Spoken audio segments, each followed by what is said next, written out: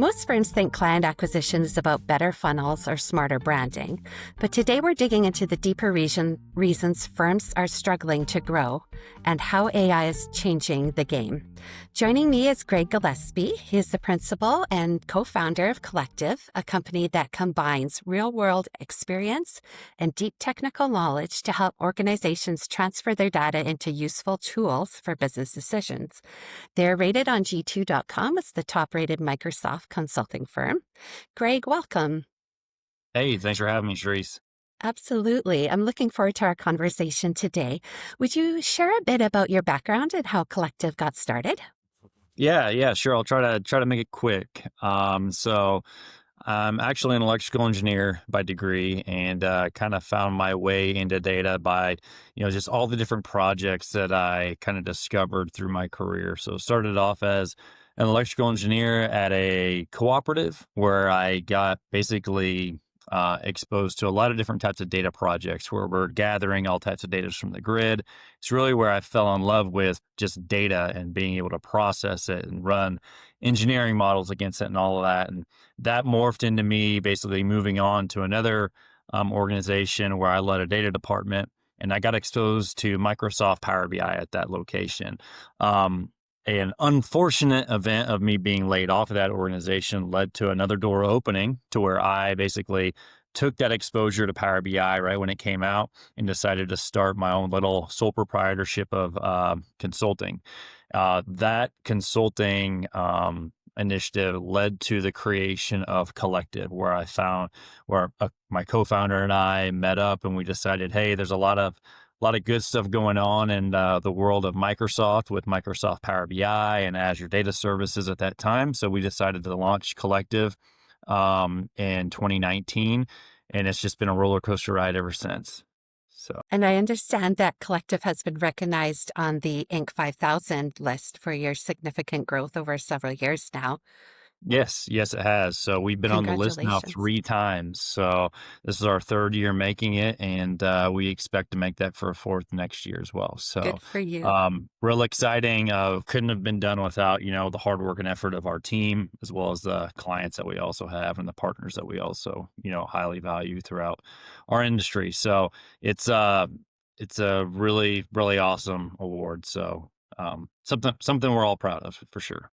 Absolutely. Congratulations for that. Well, And thanks. now obviously have a background in engineering and like building things. How has your passion for figuring out how things work and improving them helped to be a better entrepreneur? Yeah, so that's a great question. I love it. So I love building things, and that maybe that's why I ended up going into engineering and just solving problems. So really, whether you're trying to fix a bicycle, whether you're trying to build maybe like a tree stand out of woods, because I'm big in hunting. You're doing all these things. I just like seeing a problem and figuring out a way to fix it. And that comes with building stuff. And that, as it relates to entrepreneurship, really, when you're growing a business, you're really building a business. So as long as you're seeing something as you're building it from the ground up, I find a ton of joy in that. So it could be as a matter of building Collectiv. It could be building a new division inside of Collectiv. It could be, doing something we've never done before. Really, that's what gives me energy is building things. I grew up doing construction work. So, whether I was building pole barns, whether I was pouring concrete or doing something along those lines, I like being able to see an idea take shape over building. And that's the same thing with entrepreneurship in my mind. It's let's go build a business, let's go build something, let's go build a Power BI report. Here's something that a client wants. And just because it's not something physical, an actual report, a digital report is still building something. And same thing with the company. You're building an actual organization, whether it's virtual, whether you're building a construction company. So it's, I find a lot of joy and fulfillment in that. Yes, and satisfying when you see the results of all your Yeah, efforts. Yeah. Well, absolutely. today, Absolutely. yeah. Today, we are discussing the real reason client acquisition stalls in the accounting and financial services industry. So, Greg, why don't we get with what's fundamentally changing in accounting and financial services space over the past 3 to 5 years that's reshaping how firms attract clients? Yep. Yeah. So I think there's a couple things. So obviously, Collectiv, we are a data analytics consulting firm that focuses primarily within the Microsoft data stack and Microsoft Power BI. And I think that was probably one of the first areas that has been really shaping, finance and accounting. It's that this whole old way of doing everything in Excel and manual processes, that's really been the first wave of transformation here over the last, I would say, 3 to 5 years. And that's something that Collective really leaned into when we started the company back in 2019. This whole manual process of exporting Excel sheets and doing all these manual calculations. You can now automate a lot of that with tools like Microsoft Power BI that Collective focuses on. So that's kind of that first wave. So that's one thing that we've seen, to where you have all your financial analysts taking a lot of their time doing that in Excel, and replacing that time by putting in repetitive automations inside of tools like Microsoft Power BI, so they can spend less time building and more time analyzing, which is huge, which is a great thing. Now what we're doing is we're getting to this AI phase that I think everybody's talking about, right? So how can AI improve accounting and finance, in the sense that maybe now all of these insights that the financial analysts were doing can now be uncovered by the AI tool, and then we can use those insights, and the financial analyst can take those insights and now actually do something about it. So I think it's that wave to where we've been working on just constantly becoming more efficient with inside of the industry. And I think one of those things that kind of gets missed still is the data side of things. So, we can talk about becoming more efficient and all these different tools, even applying AI inside of these tools. But I think where a lot of organizations still get things wrong is getting your data right. So we all know the data is more likely still right inside of whatever financial system you're using, whether that's SAP, whether maybe you're a smaller organization using tools like QuickBooks, maybe you're using NetSuite. If you're going to be taking that data out and putting that into some type of new reporting tool or some other new format, like Excel, like Power BI, maybe it's some type of AI tool, the biggest piece I think organizations are missing at the moment is getting that data exactly right. Because if that data, the same old saying of garbage in, garbage out, holds true as we move forward to this AI wave that's going on right now. So if I'm putting in, a number that says I did $100,000 in revenue this month, if I actually did $95,000 because I'm missing some, adjustment inside of there, our AI tool is not going to be able to tell you what's true or what's not. End of the day, your data still has to be accurate, and it's got to be in a format that can be recognized by the AI tool that is analyzing your data. Hopefully that kind of gives you some ideas of what I'm seeing. But there is a huge opportunity out there for accounting and finance with this AI wave. But we got to do the base level stuff right, and that's getting your data right. And then we can kind of take that into a few other areas as well. So, Right. Move it to the next level once you get the inputs all accurate. Mhm.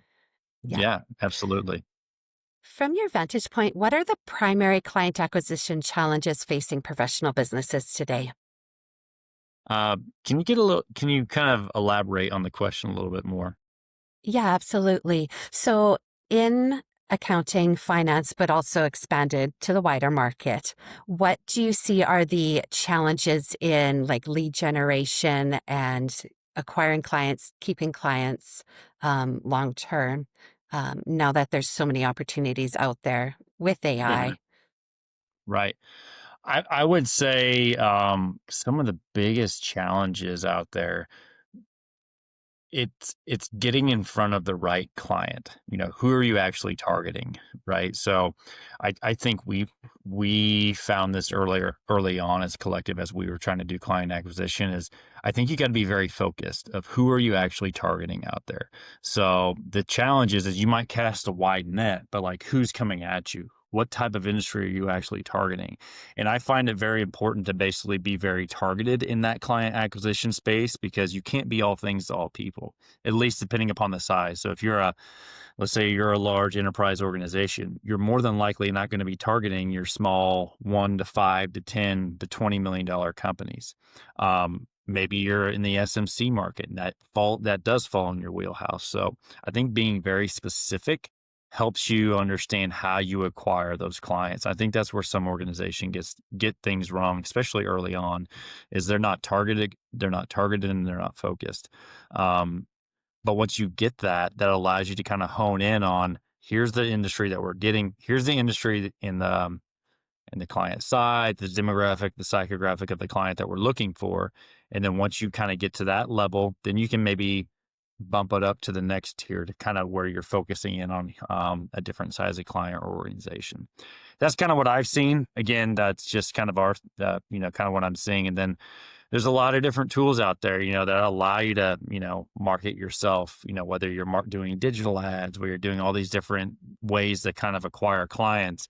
And it's constantly being creative, and it's constantly applying some of these new AI tools that are out there that you can maybe do the work of, unfortunately, that some individuals on your team could do, that maybe now AI can take place of. So then those individuals that were working for you can now do other higher value add tasks for you inside your organization.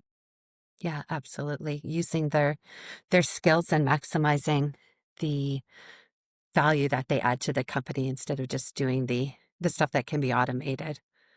Exactly. It's Mhm. finding that high value, like add tasks. Like if there's certain tasks that they're doing is repetitive or can be handed off by AI, let's get those tasks, off of their plate so that they can actually be doing things that are actually allowing you to close the deal on those clients, actually getting at, acquiring that new client, getting them in and nurturing that client, starting, landing and expanding and finding new opportunities inside of there. In terms of AI and automation, how have these tools shifted client expectations in the financial services space? Um, I think with AI being such a huge buzz right now, it has shifted expectations of clients when they come in. They're expecting you to have some form of AI service or tool to help make whatever you're implementing for them much more efficient. So if you're delivering a product to them, I think everybody is expecting AI to be a part of that product. Whether it's already been a part of your product or not, it needs to almost be up front and center saying like, hey, this tool now has AI capabilities. Even if it already has, you got to be promoting that because people expect that now. If you're offering services, you need to offer some form of way saying, we use these AI tools to make our services more efficient. Therefore, you're either adding more quality, more value to the client and, speed, timing.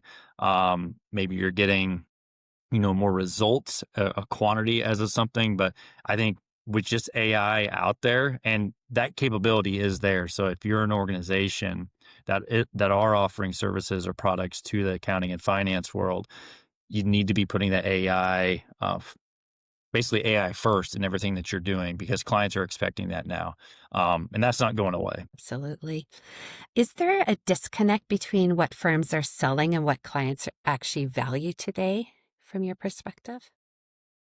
What for a disconnect as far as like what's being marketed out there and what clients are Yes. actually getting. Yes. So I think that's a good question. And I got some mixed feelings on that. And the answer to me is it kind of depends. There are a ton of AI tools out there right now that are being marketed, not just to the accounting and finance world, but across the board Right. on anything. And I think AI is AI is basically being useful, but is that tool really getting you as much value as what you think it can? So I think a lot of companies are trying to adopt new AI tools, but what comes with that is basically trial and error. because right now, maybe what the process that you're currently doing still might trump that AI tool that you're rolling out, and that AI tool might actually cost you more money. So I think what a lot of organizations might miss is, instead of putting a tool in place that's going to make their lives easier, is maybe they should take a step back and they should look at, well, what does our current process look like? Can we improve that process? And once we analyze that process, then how can we slot in tools inside of our, maybe AI tools or other tools that just automate processes? Where can we slot in some of these things to make our lives a little bit more easier? Um, I think that's where organizations need to kind of take a look at, whether, there are tools out there. Maybe that's kind of creating somewhat of a false efficiency for organizations. I think companies really need to take the time right now to look at what are our actual processes of how we do things in accounting and finance. How can we improve those processes? And are there tools out there in the accounting and finance world that can help us improve that? So, for example, are there tools out there in the data and reporting world that can help us, maybe get our financial reporting out the door faster? Are there things we can do in an automation, in an approval process that can help us get things quicker? Can we do some auto, you know, account reconciling? What are all the different things we can do? What are the things that are that's taking our team so much time to get done and delaying, results? So that's where you really need to look at, in my opinion, and then finding the tools to insert inside of those inefficiencies. And that could be AI, this could be simple automations. But that's, I think, where organizations really need to start. Hmm. Absolutely. Now, from your experience in dealing with different sectors of the industries, do you think that some firms are using AI as a buzzword more than as a value driver? I think so, definitely. And it depends. I think, one, if you're a firm that, how do I say it? I think if you're not selling a product or a service, but you're saying we use AI internally, I think that sometimes excites people inside the organization, like, oh, we're doing this because it's a cool thing. They may not actually be using it. Other firms, I think, say they use AI just because it's a buzz term. And they have to say that in order to stay relevant inside of their industry. AI has been around for a while. I think the significance of it now is that technology is moving so fast that if you don't say that, regardless of if you're using it or not, you're going to get left behind. So for us in the data world, like, for example, with Collectiv, so we've always been using AI. It's just uh, that same issue that I talked about earlier in our conversation, that really in a lot of what we do is you have to get your data right. So whether you're doing reporting or you're doing, simple automation, your data has to be accurate, because if you put a tool on the back end of that data or on the front end of the data and it's not accurate, it doesn't matter, if you put a report or you put AI on top of it, it's not going to be accurate. So we've always been an AI firm, but I think what's helped us out more recently is these tools like Copilot, like ChatGPT, and hundreds and thousands of other AI tools out there are making it much more easy and efficient for organizations to utilize AI to make their products or services add more value to their product and services, if that makes sense. So um, at the end of the day, the time it takes to roll out some type of automation with the use of AI, um, I think is just significant. So, what does real AI integration look like from a client facing experience? Um, Good question. For me, here at Collective, we implemented something called the data formula. And that data formula really helps you prepare for AI and putting a roadmap in place for you. So the data formula, the D stands for data, A stands for alignment of processes. T is basically getting your team on board with utilizing AI. And that final A is the automation, which is where AI comes into play. So, in my mind, if you are going to start rolling some form of AI or automation out in your organization, you have to have a plan. And let's say you target a specific sector inside of your organization or department, and that could be accounting and finance, right? So let's say we're going to put AI on top of our reporting so it can give us insights instantly? Well, the first thing we need to identify, like I said before, is what are where's our data at, and is it accurate, and where's that data going to go and live before we put AI on top of it? Oh, we're going to get all that data cleaned up. Maybe we're targeting a specific, maybe it's just marketing data that we want to look at. So we're going to get our marketing financial data all cleaned up, and then we're going to drop it into a location. The next step we want to do is we want to look at our processes. What are all of our processes, one, to keep our data clean? How are we going to keep new data coming in and making sure that it continuously stays accurate? What are the processes associated with marketing? Or with finance, so that we can understand this is how ABC company does business. Because at the end of the day, what I'm trying to do is I'm trying to make sure that my AI engine or GPT or whatever we want to call it, that agent, understands how I think. So if we can teach that agent how an individual inside of our organization thinks by giving it processes, by feeding it policies, it's just that much more knowledgeable about the data that it's analyzing, right? So if it knows that we're only allowed to spend $10,000 per month on certain marketing activities, and then it fluctuates and goes up and down, and there's reasons for that, then that helps it understand what type of insight to give us. If it runs a marketing trend and says you should not spend any money in January, you should take that $10,000 and spend all $30,000 in March, because this is when you get your most client acquisition based upon the trends of the last 10 years, 5 years, what have you. But you're giving it all this information so that it thinks like you, and it doesn't actually just look at the data. So that's kind of where the alignment of processes and policies come into play. And the T is really focused around teams. So you can have all these big initiatives from an executive level or management level that we want to roll AI out throughout the organization. But if your team, the people that are actually using the tools, they're providing the insights, they're doing all the analyzing of your data and reporting and what have you, if your team is not on board with it, then it's really like rolling out a brand new tool that's just, no one likes to use. It's going to sit on the shelf. It's never going to be used again. So I use this analogy a ton with just kind of breaking it down to a simplistic level.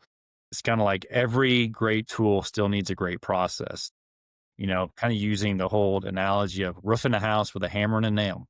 Roofing a house with a hammer and a nail used to be how everybody did it until the nail gun came out, right? So you can roof a house and, half the time with a nail gun. But if your crew doesn't know how to use that nail gun, and they're not willing to adopt it because they're stubborn and, this is the way we've always done it type of approach, that nail gun's it's probably going to take you twice as long rather than half the time than a hammer and a nail. So we have to do the due diligence to get our team trained up on AI, to show them the importance of it and how it's going to improve their lives, so that once we get to that point and then we're ready to turn that tool on and utilize it, they're like, this is great. This is what we've been waiting for. And now that accounting and finance department is now your poster child inside the organization, right? So you can then replicate that across other departments and do the same thing, hopefully with that same process, getting your data right, getting your processes aligned, getting your team there, and then turning on the AI piece, that automation that's going to make your life easier, make your company more efficient, and at the end of the day, improve that bottom line number.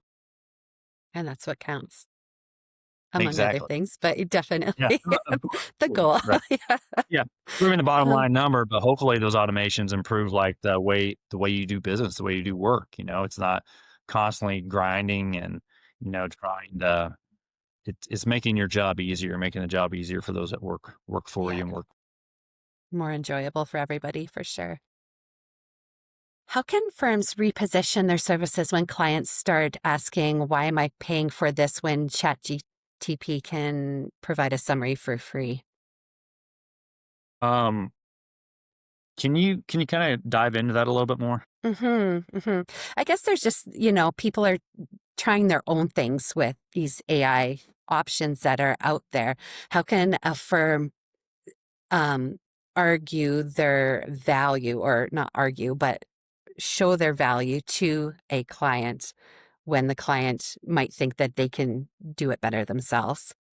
Right. And I think that's like if you're a consulting firm like Collective, right? Um, that's the whole idea of a consulting firm. You either come to us for one of two reasons. You either don't have the capacity to do it in-house. So your team is just filled up and you need to get another person in here or team in here to help you get across the finish line of whatever task you're wanting to accomplish. In our world, that's, in the world of data analytics, data automation, architecture, what have you. In the world of finance and accounting, that could be, you need to get someone in here to help balance your books. You need to have someone come in here and analyze your data, provide us more help. Or the second reason I say people use consulting firms is because you don't have the knowledge base to do that. And I think that's where, AI kind of falls into play as well. Is like they can say, well, we can just use AI to ask us what to do. The thing is with like AI or chat GPT is, yeah, you can probably go and query that, but is that all, however are you going to make sure that that's the right way to do it? And I think it's good for small tasks and for organizations that are just like, I can just go ask chat GPT instead of, hiring an expert. But at what point do you fully rely on an AI agent like ChatGPT or Copilot to help you run your business? And at what point do you actually bring someone who is a seasoned, organization that only does that? So really it's still the same thing as it used to be. It's like, when do you rely on a tool and when do you not? Um, the reason organizations engage with, or a company like Collectiv is that we are focused, like we are the best in our industry. We only focus within the Microsoft data stack, within Power BI, in the Azure space, and then Microsoft Fabric. So when you look at us, you say like, well, these guys know exactly what they're doing. Could I go into ChatGPT and say, hey, can you help me build this Power BI report? You can, and you can do that. And you can start training yourself, but then you have to have that time to value conversation. I'm still going to talk with it. It's still going to give me information, but how much time is that going to take away from my day where I should be spending time on other ways growing my business? So that's just where organizations have to analyze and find out where their value. In all reality, it's becoming much more easier for them to do that. So whether they're, maybe you're where you wouldn't have hired us to say, hey, how do you write this DAX formula? Or maybe you're looking for an accounting firm that's saying, hey, how should I code, this transaction? You can maybe ask ChatGPT that, and it's going to give you an answer. Absolutely. But when you start getting to these more advanced questions or more, very detailed or bigger projects, I still think you're going to want to engage some type of a firm. But that firm you're engaging with, I think the value that they're going to add to your organization is how can they use AI to where if it would have taken them 100 hours before, how can they now do something that's going to only take them 50 hours because they're using these tools? So I think that's how you need to evaluate as you're looking at new vendors and new organizations. How are these vendors using AI to improve the way that they do business with you so that, instead of spending, like I said, 100 hours worth of work, they're only spending 50. Right. Right. And always to keep in mind that just because Chat GTP or whatever says it doesn't mean it's necessarily accurate or the best option That's right. for you. You gotta always Yeah. double check it. And then Yeah. that's where the experts come in. Yeah. To monitor and make sure it's actually giving you what, like how you said, you input stuff so it thinks like you. If you're just going to Chat GTP, it isn't thinking like you unless you train it. Yeah, absolutely. So for Collective now, what's working well for you and how are you growing your business? Yeah. So there's a few areas that I think has made Collective very successful over the last several years. One thing that I think we've done that's helped us tremendously is we implemented a business framework called EOS. So it's entrepreneurial operating system. And the reason that's helped us kind of grow is it basically gave departments specific swim lanes and individuals inside the organization basically accountability of what they're in charge of, more or less. So it allows people to identify where I need to focus my time on a annual and quarterly basis. And it allows us to really kind of put a long-term vision of where do we want to be as an organization in a 1-year time frame, in a 3-year time frame, and a 5-year time frame. So that's a big thing that we've done since 2021, and that's really helped us scale and get to where we're at today. So that's more like a business framework of how we've been running our organization. The other thing that's really helped us is the implementation of different types of systems and automations. So We are like I keep saying, we are a data consulting firm that focuses primarily within the Microsoft data stack and Power BI. Well, we practice what we preach. So since day one, we have built out Power BI reporting and things of that nature to help us really understand where we're at in an organization. We know any day of the week where we're going to end up, revenue wise, cost wise, utilization wise, when do we need to hire, things of that nature. Where are we at from a marketing standpoint, from a sales standpoint? And that's because we're bringing all of that data into our own data warehouse and then we're reporting on that. So that really helps us understand where we are at as an organization. And that's huge. And because, beforehand where you didn't have these automation tools, you'd either have to do this very manually, which took up a lot of time. And sometimes it would just fall off the wayside and you'd be sitting there in the dark and just wondering like, where's my organization actually at? So that's one thing that's helped us, I think, scale and make important decisions that sometimes you would have to wait till the end of the month to see. We can actually see where we're trending so we can make decisions much more instantly and much more quicker, which is, I think, what helps you get to your end goal or helps you grow a company much faster than organizations used to be able to do. It's that basically instantaneous information that can help you make decisions that help you get to that end goal. And then I would say the other area that we're really leaning into a lot right now is AI. So we've been talking about AI automations and things of that nature.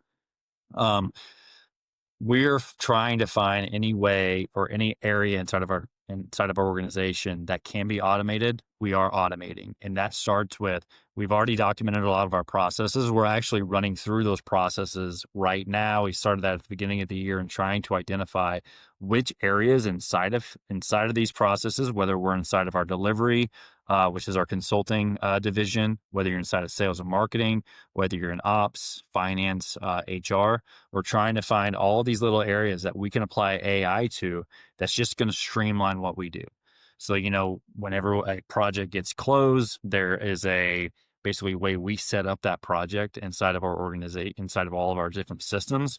We're looking at now, well, what are some AI agents that we can plug on top of those project setup tasks that doesn't need somebody to go do that. It's just already done. You review it and you give it your mark of approval. So all these little pieces are ways that we're trying to automate things. We're doing it in our hiring process. It helps us understand, who could be a best hire, helps us understand what questions to ask a potential candidate. Um, I could dive into 100 different ways that we're using AI internally here, but all of these things, you don't see it like the week of. You start seeing those efficiencies and improvements on a month's time, on a quarter, and then by the time you get halfway through the year, and even at the end of the year, you're like, wow, look at the trend of showing, from cost savings and things like that, what we're doing that have helped us just become more efficient as an organization. Mhm. So, would you say that the first place that firms should start with the whole implementation of AI would be just to document your processes? Yeah, I would say to identify in your organization what's going to give you the most value. So most value, but then also understanding how can you do it the quickest. So what's an easy win? So the biggest value might be to automate your entire, financial and accounting system. Well, we all know that might take, 6 months to get done if we want to do it the right way. So maybe there's a small piece in there you can try and you can see some quick instantaneous wins. So you have to understand where your processes are at. But I would find that first task is just taking forever. And like, hey, if we can put AI onto that, how would that improve our lives? Well, then let's document the process and let's say, here's the piece we're going to automate on this step. We're going to automate this step, and then the next on that step, and then just gradually start chipping away at it. And then before you know it, that whole thing is, as efficient as it can be, at least for the time being, until the next AI improvement comes out. That's how we do it. That's how we also do. It's how we do things in the consulting world. We analyze where we can help organizations at from reporting from an AI standpoint. How can we get you the most bang for your buck? Get that quick win, and that quick win could then soon morph into a bigger win over time. Absolutely. Where do you see the next big shift coming in how firms attract, retain, and serve customers? um, how they attract, retain, and serve customers. The next big wave, I think, is, I mean, it's right here. It's AI, and I think what comes after that, that's hard. That's hard to see because everything is changing so quickly. But I think that that wave is just starting, and over the next 1 to 3 years, it's going to be. I think it's going to be wild how much it's going to change, and basically fluctuate between now and then. Um, I think whether you're delivering a product for a client, whether you're delivering services, you've got to be finding a way to implement AI into that to basically stay competitive and to help your clients do things more efficiently and more cost effectively. So that's where I see that next big wave of how things are going to be affected the most is just by you. How are you going to utilize AI to make your products and make your services so much more effective for your clients? Absolutely. Be the best so that you can serve them, Yeah, exactly. And you got to, right? I think in everything that we do, at least in this digital world, we need to be looking at ways to incorporate it to basically keep basically, I don't want to say stay relevant, but it kind of is. Like if we're not Hmm. incorporating AI, we're not going to stay relevant from a cost perspective, from an efficiency perspective, what have you. So we got to be constantly challenging how we're doing things. If this is the most efficient way of doing it, it's because the old way of just saying throw more bodies at it or throw more manpower, mind power at it, it's not the way that's going to get us there anymore. How we got to get there is by, I think, utilizing some of these tools that makes all the services and products that we offer out there much more efficient. Mm, absolutely. In closing, we know there are so many options for client acquisition out there, and a lot of time information overload can hinder action. What advice would you give to businesses that are at a loss to know what is the right first step to try out some of the new options for lead generation and if improving those cost efficiencies in their business? Yeah, I would say just research. I mean, a little bit at a time. I mean, use AI to help you research. Find out all these different engines that help you do lead gen, um, and then there's going to be a little bit of a risk. I find everyone promises the world, I think, when it comes to lead generation, whether it's a tool, whether it's a firm that you're partnering with. I think you need to kind of just weigh your risk and weigh your options and then just give it a go. Try it out. If you're brand new to it, start small and try to find something that gets you a result that works and then crank it up from there. Um, so I know that might sound like a vague answer, but I would take advantage of some of the AI technologies out there like ChatGPT or Copilot and whatever tools else that you might be able to use.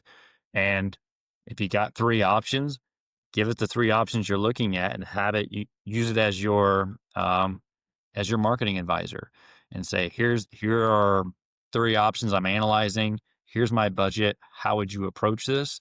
And then give it a whirl. Absolutely.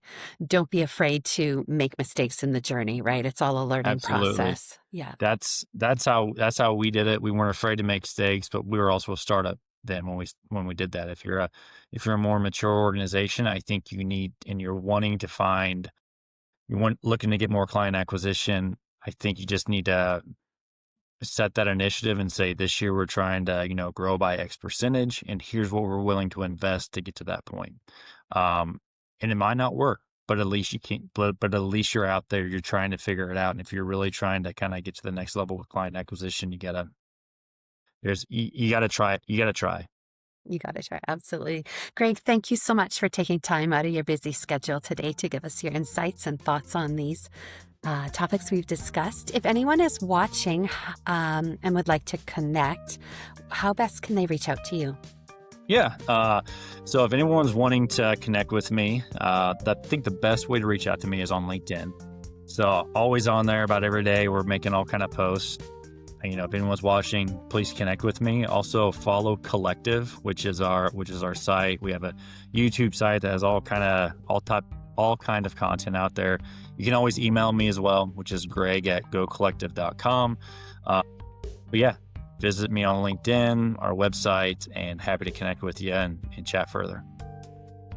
Well, I have enjoyed speaking with you and learning from your wealth of experience in this area. Thank you so much for sharing. Thank you, Cherise.